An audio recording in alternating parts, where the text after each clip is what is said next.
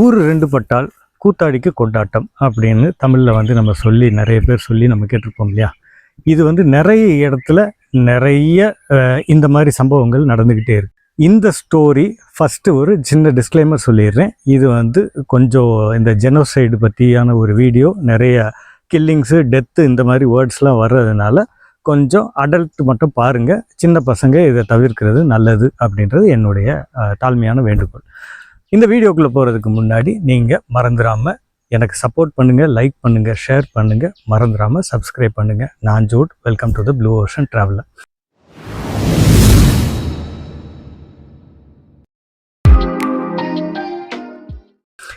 இப்போ நம்ம பார்க்க போகிற டாபிக் வந்து ஆப்பிரிக்காவில் ஒரு அமைதியான, அழகான, ஒரு அருமையான நாடை பற்றி ஒரு கதை. ஆமாம், ஆப்பிரிக்காவில் ருவாண்டா அப்படின்ற ஒரு நாட்டில் நடந்த ஒரு பெரிய இன கலவரத்தை பற்றியும் ஒரு ஜெனோசைடை பற்றியும் உள்ள கதை. ஜெனோசைடுன்ற வார்த்தையை வந்து முன்னாடி நிறைய பேர் கேள்விப்பட்டிருப்பீங்க. எங்கே கேள்விப்பட்டிருப்பீங்க அப்படின்னா, ஹிட்லர் வந்து யூதர்களை கொண்டு குவிச்சாரு பாருங்க, அது பேர் ஜெனோசைடு. ஸோ இது வந்து வேர்ல்டு வாரில் நடந்துச்சு. இந்த சம்பவம் தான் நம்ம மைண்டில் பொதுவாக ரொம்ப ஆழமாக பதிஞ்சிருக்க ஒரு விஷயம். ஸோ ருவாண்டாவில் என்ன தான் நடந்துச்சு அப்படின்னா, 100 நாள், அவ்வளோதான். இந்த 100 நாளில் ஒரு பாப்புலேஷனே அழிக்க முடியுமா? 100 டேஸ், வெறும் 100 டேஸ். ஒரு 100 டேஸில் வந்து 8 லட்சம் பேரை வந்து கொல்றது சாதாரண விஷயம் கிடையாதுங்க. நான் இன்னைக்கு இப்போ சொல்கிறப்போ கூட எனக்கு வந்து அப்படி உடம்பு கூசுது. அவ்வளோ அன்னர்விங்கான ஒரு விஷயம்தான் அங்கே நடந்தது. இப்போது இதுக்கு பின்னாடி ஒரு பெரிய ஸ்டோரி இருக்குது. இந்த ஸ்டோரி எங்கே ஸ்டார்ட் ஆகுதுன்னா 1960ஸ்லேயே ஸ்டார்ட் ஆகுது. கரெக்டாக சொன்னால் 1962 ஸ்டார்ட் ஆகுது. அந்த காலகட்டங்களில் இந்த ருவாண்டாவை வந்து பெல்ஜியம் வந்து ஆண்டுகிட்டு இருக்காங்க. அந்த பெல்ஜியம் ஆண்டுகிட்டு இருக்கிற அந்த சமயத்தில் 2 ட்ரைப்ஸ் வந்து ருவாண்டாவில் வந்து இருக்காங்க. ஒன்று வந்து ஹுட்டு, இன்னொன்று வந்து டுட்சி. இந்த 2 ட்ரைபுடைய பேர் ஞாபகம் வச்சுக்கோங்க. ஏன்னா இந்த வீடியோவில் ஃபுல் ரெஃபரன்ஸ் இந்த ட்ரைப்ஸ் பற்றி தான் வரும். ஸோ இந்த 2 ட்ரைப்ஸில் வந்து டுட்சிஸ் வந்து மைனாரிட்டியாக இருந்தாலும் கூட அவங்க தான் ஆட்சியில் இருக்காங்க. ஸோ அவங்க ஆட்சியில் இருக்கிறதுனால பெல்ஜியம் அஃபிஷியல்ஸ் எல்லாருமே ஆட்சியில் இருக்கிறவங்களுக்கு ஆதரவு தெரிவிக்கிறாங்க. ஸோ ஆதரவு கொடுக்கறதுனால அந்த டைமில் எதுவுமே பெருசாக நடக்கலை. பட் ஒரு காலகட்டங்களில் என்ன ஆகுது அப்படின்னா, இவங்களை வந்து நம்ம வந்து ஃபுல் கண்ட்ரோலில் எடுக்கணும் இல்லையா. ஃபுல் கண்ட்ரோலில் எடுக்கணும் அப்படின்னா இவங்களை வந்து கண்ட்ரோல் பண்ணுறதுக்கு நமக்கு ஏதாவது ஒரு சிஸ்டம் வேணும். இதுதான் வெள்ளைக்காரன் எப்போ எங்கே போனாலும் நினைக்கக்கூடிய விஷயம். அட்வான்ஸ்டு டாப் மோஸ்ட் கண்ட்ரீஸ்ன்னு சொல்லுவாங்க, வெளியே பயங்கரமாக சொல்லுவாங்க. ஆனால் அவங்க பண்ணுறது பூராமே இந்த மாதிரி விஷயங்கள் தான். இதை நம்ம நிறைய இடத்துல பார்த்துருக்கோம், நம்ம கண்ட்ரியில் வந்து குறிப்பாக பார்த்துருக்கோம். ஸோ பெல்ஜியம் வந்து என்ன பண்ணுறாங்க, அவங்க அஃபிஷியல்ஸோடு வந்து டிஸ்கஸ் எல்லாம் பண்ணிவிட்டு ஒரு ஐடியா ஃபார்ம் ஆகுது. ஸோ 2 ட்ரைப் இருக்காங்க இல்லையா, 2 ட்ரைபுக்கு ஐடென்டிட்டி கார்டு வந்து நம்ம இஷ்யூ பண்ணிடுவோம் அப்படின்ற ஒரு பேரில் வந்து அவங்க அதாவது ஒரு பிளான் வச்சுக்கிட்டு தான் இதை பண்ணுறாங்க. என்ன பண்ணியிருக்காங்க அப்படின்னா, ஹுட்டு, டுட்சி 2 ட்ரைப் சொன்னேன்னா, ஸோ ஹுட்டு அப்படின்ற அவங்களுக்கு டாப் ப்ரையாரிட்டியை வந்து வச்சுட்டு டுட்சியை வந்து பாட்டம் ஸ்டேஜுக்கு வந்து அவங்க கொண்டு வர்றாங்க. சரியா? எப்படி கொண்டு வந்தவங்களுக்கு ஐடி கார்டும் வந்து இஷ்யூ பண்ணிடுறாங்க. கவர்மெண்ட் எல்லாமே பீஸ்ஃபுல்லாக ரன்னிங் ஆகிட்டு தான் இருக்குது. இடையில என்ன ஆயிடுச்சுன்னா, பெல்ஜியம் நினைக்காத ஒரு விஷயம் வந்துருச்சு. இந்த ருவாண்டாவுக்கு வந்து ஃப்ரீடம் கிடச்சிருது. இப்போ ஃப்ரீடம் கிடைச்ச உடனே அங்கே வந்து ஒரு பொலிட்டிக்கல் ஷிஃப்ட் வருது. எப்படி வருது அப்படின்னா, குட்டு இருக்காங்க இல்லையா, அவங்க வந்து மெஜாரிட்டி. நான் ஏற்கனவே சொன்னேன், டுட்சி வந்து மைனாரிட்டியாக இருந்தாலும் அவங்க தான் ஆட்சியில் இருந்தாங்க. ஸோ ஹுட்டு வந்து என்ன பண்ணுறாங்க, ஏன் வந்து ஒரு மைனாரிட்டி நம்மளை வந்து ரூல் பண்ணும், அதுவும் வந்து அவங்களுக்கு வந்து வேல்யூவே இல்லை அப்படின்ற அந்த ஐடென்டிட்டி கார்ட்லேயே வந்து வந்துடுது இல்லையா. ஸோ இதுக்கு வந்து அவங்க பிளான் பண்ணுறாங்க, இந்த கவர்மெண்ட்டை வந்து நம்ம டேக் ஓவர் பண்ணிடுவோம் அப்படின்னு சொல்லி ஒரு பொலிட்டிக்கல் ஷிஃப்ட் வருது. ஹுட்டூஸ் வந்து பவருக்கு வந்துடுறாங்க. இப்போது ஹுட்டூஸ் பவருக்கு வந்தோடனே இவங்களை இந்த குரூப்பை வந்து சப்ரஸ் பண்ணணும் அப்படின்ற ஒரு ஐடியாவில் அங்கங்கே வந்து சில மர்டர்ஸ்லாம் வந்து நடக்குது. ஏன்னா அந்த காலகட்டங்களில் ஆப்பிரிக்காவில் பொதுவாகவே வயலன்ஸ் வந்து அதிகமாகவே இருந்துச்சு. ஏன்னா ட்ரைப்ஸு அவங்களுக்கு வந்து சிவிலைசேஷனில் இருந்தாலும் கூட பெரிய லெவலில் வந்து இன்னும் வந்து முழுமையாக சிவிலைசேஷனுக்குள்ளே வரல. ஸோ அந்த ட்ரைபல் மைண்ட் செட் என்ன அப்படின்னா, ஒருத்தவங்கள வந்து நம்ம கொன்னாதான் நம்மளுக்கு பவர் கிடைக்கும், அந்த பவர் நமக்கு இருக்கும் அப்படின்ற ஒரு மைண்ட் செட்டு. ஸோ இப்படி போய்கிட்டு இருந்துச்சு. இதனால் வந்து நிறைய உள்நாட்டு பிரச்சனைகள் ஓடிக்கிட்டு இருக்கிறது. அந்த சமயத்தில் நிறைய பேர் வந்து அந்த உள்ளூர் டுட்ஸீஸ் இருக்காங்க இல்லையா, அவங்கெல்லாம் என்ன பண்ணுறாங்க, பக்கத்தில் இருக்கிற நாடுகளுக்கு வந்து தஞ்சம் புகுறாங்க. அப்படி போன இடம் வந்து 2 கண்ட்ரிஸ் மேஜராக, காங்கோ ஒன்று, இன்னொன்று வந்து உகாண்டா. இப்போ இந்த உகாண்டாவில் போன அந்த டுட்ஸி ஒரு குரூப்பாக ஃபார்ம் பண்ணி ஆர்பிஎஃப் அப்படின்ற ஒரு கேட்டகரிக்குள்ளே வந்துடுறாங்க. ஸோ இந்த ஆர்பிஎஃப் வந்து என்ன பண்ணுறாங்க அப்படின்னா, அங்கங்கே சின்ன சின்ன ஸ்ட்ரைக்ஸில் வந்து உள்ளுக்குள்ளே வந்து பண்ணுறது, பப்ளிக்கை வந்து நிறைய கேதரிங்ஸை வந்து அந்த குரூப்பை வந்து ஸ்டெபிலைஸ் பண்ணுறது, அந்த குரூப்பை வந்து அப்படி பெருசாக கொண்டு வந்து அவங்க எஸ்டாப்ளிஷ் பண்ணுறாங்க. எங்கே நடக்குதுன்னா உகாண்டாவில் நடக்குது. இப்போ இந்த ஆர்பிஎஃப் சொன்னீங்களா, ஆர்பிஎஃப்னா என்ன அப்படின்றத சொல்லிடுறேன். ஆர் வந்து ருவாண்டா, பி வந்து பேட்ரியாட்டிக், இன்னொன்று எஃப் இருக்குல்லையே அது வந்து front. So Rwanda patriotic front அப்படின்றது அந்த குரூப்புடைய டைட்டில். இவங்க என்ன பண்ணுறாங்கன்னா, அவங்க ஃப்ரீடம்காண்டி, அதாவது டுட்ஸி இனத்துடைய ஃப்ரீடம்காண்டி வந்து போராடுறாங்க. ஸோ ஒரு கட்டத்தில் யுகாண்டாலேருந்து ஒரு ஃபோர்ஸாகவே வந்து இங்கே வந்து அட்டாக் பண்ணுறாங்க. அட்டாக் பண்ணுறப்போ வந்து 2 பேருக்கும் ஒரு மியூச்சுவல் அக்ரிமெண்ட் நடக்குது. இது எந்த இயர்லன்னா 93ல். ஸோ 62லேருந்து 93 வரைக்கும் தொடர்ச்சியாக இந்த 2 ட்ரைப்ஸ் வந்து சண்டை இட்டுக்கிட்டே தான் இருக்காங்க.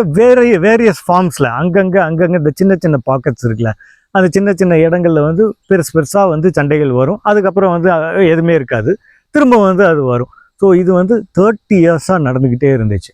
இந்த 30 இயர்ஸ் பீரியடுக்கு அப்புறம் இவங்களுக்குள்ள ஒரு சின்ன அண்டர்ஸ்டாண்டிங்கை வச்சுட்டு, ஸோ இவங்களுக்குள்ள வந்து ஒரு பீஸ் அக்ரிமெண்ட் பண்ணி 93ல் வந்து சைன் பண்ணிடுறாங்க.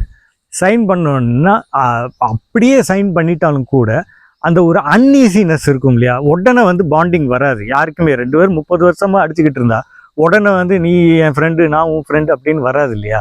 ஸோ அவங்களுக்குள்ள வந்து அந்த ஒரு கேப் வந்து இருந்துக்கிட்டே இருந்துச்சு. எவ்வளோ தூரத்துக்கு இருந்துச்சுன்னா ஒரு சில மாதம் வரைக்கும். ஸோ 94 ஏப்ரல் 6ஆம் தேதி ரவாண்டாவுடைய பிரசிடெண்ட், அவர் பேர் ஜூவினல் ஹபி அரிமானா. ஸோ இவரும் புர்கண்டியோடைய பிரசிடெண்ட்டும் ஒரு ஃப்ளைட்டில் வந்து கிளம்புறப்போ அந்த ஃப்ளைட் வந்து சுட்டு வீழ்த்தப்படுது. இதை வந்து ஹுட்டு ட்ரைப் இருக்காங்க இல்லையா, அந்த ட்ரைப் வந்து இதை வந்து சான்ஸாக எடுத்துட்டு அவங்க என்ன சொல்கிறாங்கன்னா, இதுக்கு மெயின் காரணமே இந்த டுட்ஸி இன மக்கள் தான், இவங்க தான் இதை பண்ணியிருக்காங்க அப்படின்னு சொல்லி அவங்க வந்து எல்லார் மத்தியிலையும் வந்து இந்த விஷயத்தை வந்து கிளப்பி விடுறாங்க. இது எவ்வளோ எக்ஸ்டென்ட்டுக்கு போச்சு அப்படின்னா, டுட்ஸி யாரை நீ பார்க்குறீங்களோ அவங்கள அந்த இடத்துல கொன்றுங்க அப்படின்னு சொல்லி ஆர்டர் வந்து போயிடுச்சு. இப்போது மக்கள் வந்து வேட்டையாடப்படுறாங்க. லிட்ரலி நான் சொல்கிற வார்த்தை இதுதான்.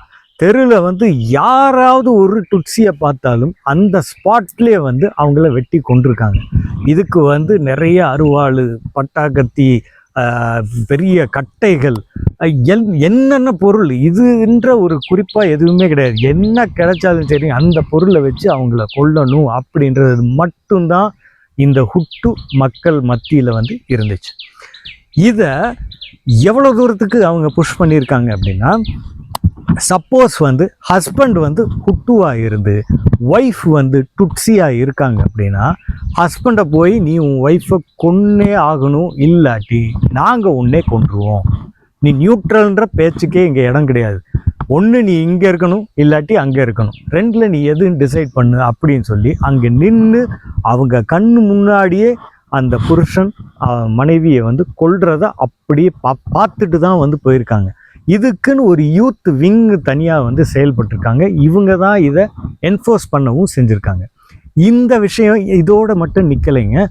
பக்கத்து நெய்பர்ஸ் இருக்காங்க இல்லையா, பல வருஷம் வந்து அவங்க பழக்கமாக இருப்பாங்க. அந்த நெய்பர்ஸையும் மிரட்டி, உன் பக்கத்தில் டுட்ஸி யார் இருந்தாலும் சரி, நீ எத்தனை வருஷம் பழக்கமாக இருந்தாலும் சரி, அவங்கள கொல்றது தான் உன்னுடைய மேஜர் ஒர்க்கு, இதை நீ பண்ணணும், இல்லாட்டி உன்னைய கொன்றுவோம். இதை தவிர வேறு எந்த டாப்பிக்குமே கிடையாது. அதையும் அவங்க செய்ய வேண்டிய சுச்சுவேஷன் இருந்துச்சு, அதையும் அவங்க செஞ்சுருக்காங்க. அடுத்து சர்ச். ஏன்னா இதெல்லாம் வந்து பார்த்திங்கன்னா கிறிஸ்டியன் டாமினேட்டட் உள்ள பிளேசஸ் தான். ஸோ இங்கே சர்ச்சிலையும் வந்து இது வந்து மதம் வந்து பார்த்திங்கன்னா இவங்களை காப்பாற்ற கிடையாது. அதே மதம், அதே மக்கள், அதாவது அங்கே இருந்த ப்ரீஸ்டும் சரி, சிஸ்டர்ஸும் சரி, அவங்களே வந்து இந்த டுட்சி பீப்புளை கொல்றதுக்கு உதவியாக இருந்திருக்காங்க. ஸோ அங்கே இருக்கிற ஸ்கூல்ஸ்ல எல்லாம் வந்து பார்த்தோன்னா அந்த பிளே கிரவுண்டு ஃபுல்லாக பிளட்டாகவே இருந்திருக்கு. ரத்த ஆறு ஓடி இருக்கு, லிட்ரலாக ரத்த ஆறு ஓடி இருக்கு. ஏன் அப்படின்னா அங்கே வச்சு தான் மக்களை வந்து அசால்ட்டாக குவியலாக வச்சு கொண்டிருக்காங்க. அவ்வளோ தூரத்துக்கு ஸ்கூல்ஸில் இந்த வயலன்ஸ் வந்து நடந்திருக்கு. ஸோ இப்போ நான் சொல்கிற அந்த ஃபீல் வந்து உங்களுக்கு கண்ணுக்கு முன்னாடி நான் கொண்டு வந்திருப்பேன்னு நினைக்கிறேன். இதுதான் வந்து அந்த ஆக்சுவல் ஜெனோசைடு. அவ்வளோ வயலன்ஸ், அவ்வளோ வலி, வேதனை, ரத்தம், என்னென்னமோ நீங்கள் சொல்லிட்டு போகலாம். ஆனால் மொத்தத்தில் இதுக்கு பின்னாடி இருந்த சூழ்ச்சி தான் காரணம். ஏன் அப்படின்னா நான் ஃபஸ்ட்டு சொன்னேன்ல ஒரு பாயிண்ட்டு, ஊர் ரெண்டு பட்டால் கூத்தாடிக்கு கொண்டாட்டம் சொன்னேன்ல, இதுதான் வந்து நடந்தது. ஏன் அப்படின்னா இன்டர்நேஷ்னல் கம்யூனிட்டி இதுக்கு எதுவுமே செய்யவில்லை. மெயினாக வந்து இந்த ஜெனோசைடு வந்து ஃபார்ம் ஆச்சுல, அதாவது வார்த்தை மூலமாக பரவச்சுனாலும் கூட மிலிட்ரியும் சரி, இந்த டுட்டு லீடர்ஸும், ஹுட்டு லீடர்ஸும் சரி, இவங்க என்ன பண்ணியிருக்காங்கன்னா ரேடியோவையும் டிவிலையும் இதை வந்து பப்ளிக்காகவே அனௌன்ஸ் பண்ணியிருக்காங்க, நீங்கள் இப்படியெல்லாம் செய்யணும் அப்படின்னு சொல்லி அவங்க ஆர்டர்ஸ் வந்து இது வழியாகவே இஷ்யூ பண்ணியிருக்காங்க. இதனால் அது ஈஸியாக எல்லா ஹுட்டு மக்களுக்கும் அந்த மெசேஜ் வந்து போய் சேர்ந்துருக்கு. அதனாலேயே இந்த ஜெனோசைடு வந்து தீவிரமாக இருக்குது. சப்போஸ் இது நடக்கலைன்னா கூட ஓரளவுக்கு வந்து கம்மியாக இருந்திருக்க வாய்ப்புகள் இருக்குது. இது என்னுடைய தனிப்பட்ட கருத்து. இப்போது யூஎன் என்ன சார் பண்ணிக்கிட்டு இருந்தாங்க அப்படின்ற ஒரு கொஸ்டின் வந்திருக்குல்ல. யுனைடெட் நேஷன்ஸ் எல்லா இடத்துலையும் இருக்கத்தான் செய்கிறாங்க. இப்போ கூட பாருங்கள் காசால என்ன நடந்துகிட்டு இருக்குன்றது நமக்கு தெரியும். ஸோ இந்த யூஎன் வந்து இருக்காங்க, அங்கேயே வந்து இருந்தாங்க. ஏன்னா சொற்ப ஸ்டாஃபை வச்சுக்கிட்டு அவங்க அங்கே என்ன பண்ண முடியும்? இங்கே வந்து ரோட்டில் நடக்கிறப்ப எல்லாம் வெட்டிக்கிட்டு இருக்கிறப்போ இவங்கனால வந்து ஒன்றுமே செய்ய முடியாது, லிட்ரலாக ஒன்றுமே செய்ய முடியாது. சரி, அடுத்து நம்ம பெருசாக ஒருத்தர் தலைவர், எல்லாத்துக்கும் நான் வரேன்னு ஒருத்தர் வருவார்ல, அமெரிக்கான்னு, சரியா? அதாவது எல்லாத்தையும் வந்து பிரித்து விட்டு வேடிக்கை பார்த்து சந்தோஷமாக இருக்கிற ஒரே நாடு அமெரிக்கா தான். இதுவும் நீங்கள் வந்து அண்டர்ஸ்டாண்ட் பண்ணியிருப்பீங்கன்றது எனக்கு தெரியும். ஸோ அமெரிக்கா, பெல்ஜியம், பிரான்ஸ், 3 பெரிய நாடுகள் அந்த டைமில் சொமாலியாவில் நடந்த போரில் பெரிய அடி வாங்கிட்டு பெரிய இழப்பு, அதாவது ஏகப்பட்ட சோல்ஜர்ஸை வந்து அவங்க இழந்துட்டாங்க. இப்போ வந்து அவங்களுக்கு ஒரு பயம். ஆக்சுவலி ஆப்பிரிக்காக்குள்ளே வந்து இவ்வளவு வயலண்ட்டான பீப்புள் இருக்காங்கன்றது அவங்களுக்கு தெரியும். ஆனால் இவ்வளோ வயலண்ட்டாக அவங்க சண்டை போடுவாங்களான்றது தெரியாது. அதனால் நம்ம படைகளை வந்து எல்லாம் நம்மள்ட்ட வந்து எல்லாம் துப்பாக்கியாக தானே வச்சுக்கிட்டு போக முடியும், இவங்க கையிலேயே பயங்கரமாக சண்டை போடுறாங்களே, உயிருக்கு பயப்பட மாட்டேன்றாங்களே அப்படின்ற சொல்லி ஒரு அச்சம் வர்றதுனால இவங்க படைகளை வந்து உள்ளே இறக்காமல் பின்னாடி நின்று இதை அப்படி எவ்வளோ தூரத்துக்கு போகுது பார்ப்போம் அப்படின்னு சொல்லி உட்காந்துருக்காங்க. ஸோ ஜெனோசைடு அதிகமாகிக்கிட்டே இருந்துச்சு. அதுக்கப்புறம் என்ன ஆயிடுச்சுன்னா, நான் சொன்னேன்ல உகாண்டாவில் ஒரு தனி பிரிவு வந்து அங்கே ஃபார்ம் ஆகி ஆர்பிஎஃப் வந்து கொஞ்சம் பவரில் வந்துக்கிட்டு இருந்துச்சுன்னு சொன்னேன்ல. இந்த ஆர்பிஎஃப் வந்து அங்கே வந்து ஒரு தலைவர் ஒருத்தர் இருக்கார். இப்போ நான் சொன்னேன்ல உகாண்டாவில் வந்து இந்த ஆர்பிஎஃப் வந்து அங்கே பேஸ் செட் பண்ணியிருக்காங்க இல்லையா. ஸோ இந்த குரூப்புக்கு ஒரு தலைவர் இருக்கார். இந்த தலைவர் வந்து ரொம்ப அந்த ருவாண்டாவுடைய ஹிஸ்ட்ரிக்கு ரொம்ப முக்கியமானவர். இவர் பேர் பால் ககாமே. இவர் என்ன பண்ணுறாருன்னா நல்ல ஃபோர்ஸை வந்து ஸ்ட்ராங் பண்ணி ருவாண்டாவுக்கு வர்றாங்க. ருவாண்டாவில் கிகாலியை வந்து கைப்பற்றுறாங்க. இப்போ கிகாலியை வந்து கைப்பற்றினோன்னா ஹுட்டு அந்த குரூப் இருக்காங்க இல்லையா, அவங்க தான் வந்து ஆண்டுக்கிட்டு இருக்காங்க. அவங்கள ஓவர் த்ரோ பண்ணி அவங்க, அதாவது டுட்டூஸில் வந்து இந்த குரூப் வந்து டுட்சி குரூப் வந்து கைப்பற்றுறாங்க, பவரை வந்து கைப்பற்றுறாங்க. அப்போ என்ன ஆகுது அப்படின்னா இந்த ஹுட்டூஸில் கிட்டத்தட்ட 2 மில்லியன் பீப்புள் வந்து அந்த நாட்டை விட்டு ஓடி போயிடுறாங்க. ஏன் அப்படின்னா பிடிப்பட்டா இவங்க கண்டிப்பாக ஏதாவது செய்வாங்க அப்படின்றதுனால. இருந்த போதும் சில தலைவர்களை வந்து கண்டிப்பாக வந்து பிடிச்சி வச்சிடுறாங்க, பிடிச்சி அவங்க வந்து அரெஸ்ட் பண்ணிடுறாங்க. பட் பனிஷ்மெண்ட் எந்த லெவலுக்கு போச்சு அப்படின்றதுக்கான ப்ராப்பர் டாக்குமெண்டேஷன் கிடையாது. ஸோ நடந்துச்சு, பிடிச்சாங்க, இது நடந்துச்சு, அந்த மாதிரி போயிடுது. அப்போ நாளடைவில் வந்து இந்த பால் ககாமே இருக்கார்ல, அவரே வந்து ருவாண்டாவுடைய பிரசிடெண்ட்டாக மாறிடுறார். ஸோ இதுதான் அந்த மாஸ் ஜெனோசைடு. நான் இப்போ என்ன சொல்கிறேன் அப்படின்னா 100 டேஸில் 8 lakh பீப்புளை வந்து கொல்ல முடியுமா அப்படின்றதுக்கு வந்து இது ஒன்று தாங்க உதாரணம். இவ்வளோ பீப்புளுக்கு வந்து வயலன்ஸ் வந்து இவ்வளோ தூரம் இருக்கணுமா?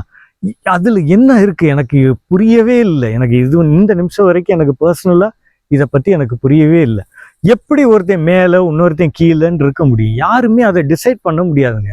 எல்லாருமே பிறப்பில் சமம்ன்றப்போ நானும் சரி நீங்களும் சரி எல்லாமே பிளட் பிரதர்ஸ் தான். என்ன நிறம் வந்து எப்படி வேணாலும் இருக்கலாம், அதுக்காண்டி ரத்தம் வந்து மாறப்போகிறதே இல்லைங்க. இது என் பர்சனலாக நான் வந்து வயிறறிஞ்சு சொல்லக்கூடிய விஷயம்தான்.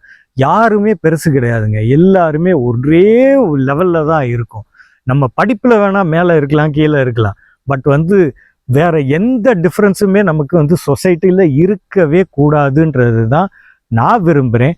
நீங்களும் இதை விரும்புங்க. உங்களுடைய ஃபேமிலியில் இருக்கிறவங்கள்ட்டையும் சொல்லுங்கள். உங்கள் பசங்களையும் அதே மாதிரி நோக்கத்தில் வளர்த்து விட்றது இந்த சமுதாயத்துக்கு வந்து நம்மனால் செய்யக்கூடிய ஒரு நல்ல விஷயம்ன்றது நான் பர்சனலாக உங்களுக்கு ஒரு வேண்டுகோளாக வச்சுக்கிறேன். இந்த வீடியோ டெஃபினட்டாக உங்களுக்கு கொஞ்சம் வயலண்ட்டாக இருந்தாலும் இப்படியெல்லாம் நடந்துச்சு அப்படின்ற ஒரு தகவல் உங்களுக்கு வந்து சேர்ந்துருக்கும்னு நினைக்கிறேன். ஒன்ஸ் அகெயின் நான் ஒரு டிஸ்க்ளைமராக சொல்லிடுறேன். சில்ட்ரன் வந்து இதை பற்றி பேச வேணாம், பார்க்க வேண்டாம். ஏன்னா இதில் நிறைய இந்த வயலண்ட் இஷ்யூஸ் இருக்கிறதுனால உங்களுக்கு அதை பேஸ் பண்ணி இமேஜஸும் இருக்கிறதுனால சில்ட்ரன் இதை தவிர்த்துருங்க. Thank you so much for your support. மறந்துடாமல் சப்போர்ட் பண்ணிக்கிட்டே இருங்க.